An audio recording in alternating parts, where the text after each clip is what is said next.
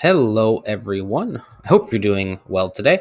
Welcome back to the channel where we explore different ways of managing our finance to get better results. Today, what we're going to be looking at is a different way to prioritize debt payments. Now, we're going to be exploring, first of all, the main methods that most people use. So, there is the debt avalanche method, avalanche. There is the debt snowball method. These are by far the most common methods that exist. The debt avalanche method focuses on paying off the highest interest rate first. The debt snowball focuses on paying down the lowest balance first. Now, when you look at these, typically speaking, and these have been studied quite a bit, the debt avalanche is going to be your least expensive method of dealing with the overall debt. And that's because you're paying off the thing that's yielding the highest interest rate first. So if you want to save the maximum amount of money, then this is the way to go about it. But there's been studies that have shown that the debt snowball is the most successful method. And as I understand it, the reason for this is because there's what's known as micro wins. Essentially, people are seeing small wins over time because you're starting with the lowest balance. So you start seeing results right away. I am going to talk about a different way to look at paying off debt, and that's going to be known. And actually, before I even get to that, let's take a quick example here. Okay, let's pretend we've got a credit card at a $20,000 balance, 19.99% interest, and the payment is say $600 per month on the minimum basis. You got to pay, I think it was 3% of the balance on that. Then let's look at a personal loan at a $6,000 balance with a 8% interest rate. Payments $400 a month. Let's say this has been in existence for a while. And then let's look at a line of credit with a $3,000 balance, a 10% interest rate, and an interest-only payment of $25 per month. Now, when you actually look at this, the debt snowball method, so let's do debt snowball, debt avalanche. The debt snowball method would essentially focus first on the lowest balance, so the line of credit. Then it would go to the personal loan, and then it would go over to the credit card as the final payment. Because, of course, you're clearing off this one, then this one, then this one. The debt avalanche, on the other hand, would start with the credit card. Then it would go to the line of credit. And then finally, it would go to the personal loan. What we're going to explore today is a different method, which I call the principal payment method. Which essentially, and there's many different ways to talk about this, right? But essentially where you want to focus on the highest payment relative to the balance. So what you essentially do is divide the payment by the balance, which will give you the percentage of the payment. So we'll do one as an example. Let's talk about this personal loan. You take $400, divide that by the $6,000, and then you would get, and I'm just going to do this here really quick, 400 divided by 6,000, you're talking about 6.7% payment. The credit card, we know it's a 3% payment, is 3%. And then we'll do $25 into 3,000. So it is, the line of credit is 0.083%. So long story short, what this means is relative to the debt, the personal loan is actually consuming the majority of your payments. Now, the reason why I feel like most debt repayment plans fail or take longer than they should is because of the fact that people incurred this debt for a reason. The payments obviously increase as you incur more and more debt. And then ultimately, it takes forever to pay off debt, and then you need to free up the cash flow. The line of credit, as you pay it off, is going to save very, very little amounts of money. The credit cards, as you pay it off, will free up more money, but certainly not as much as the $400 on the $6,000 balance. And you can see this by the amount of money that's being spent, right? And so basically, what another way to look at paying down debt, and I'll illustrate this in a second. I taken some screenshots and everything like that. When you're using the principal payment method, you would focus on the personal loan, then the credit card, and then finally the line of credit, because the cost of money of the line of credit is very, very, very low. So why focus on it? If you pay off, spend $3,000, you're only going to be getting a $25 savings amount, right?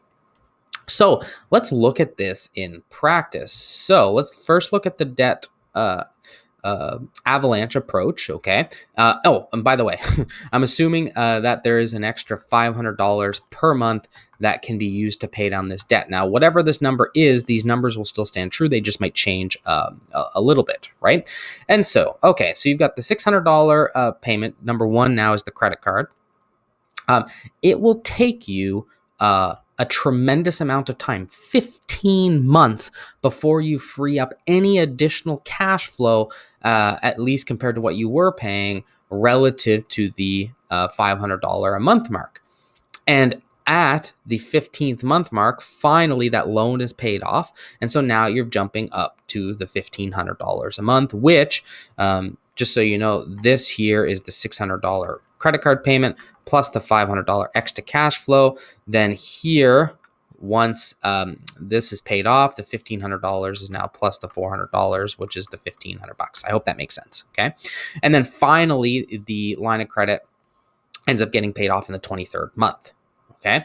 So that's how this works. This is your cheapest option, but it's your cheapest option by like $200 to $300 in the grand scheme of things. Okay. And remember, you do not free up a single extra penny of cash flow, at least as it relates to paying off your debt, until month 15. That's important to remember.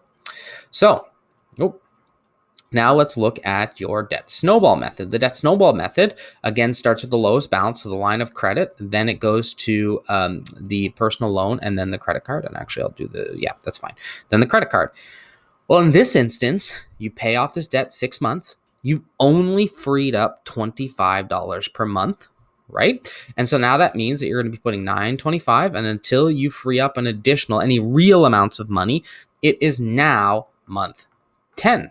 So it's certainly way better than the debt payoff plan. And remember, the reason why this matters is choice and freedom, and the what if situations that happen. In the first situation, what happens if you have something that eats up this amount of money? Well, you're kind of screwed, especially if it costs more than that. You may have to dip back into the debt potentially, right? And use credit.